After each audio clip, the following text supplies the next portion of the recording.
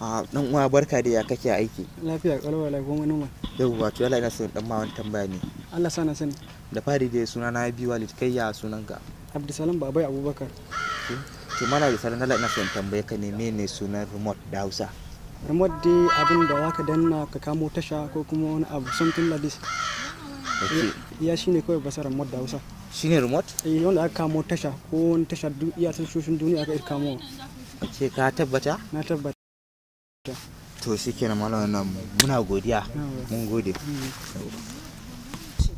Assalamu alaikum wa rahmatullahi ta'ala wa barkatu.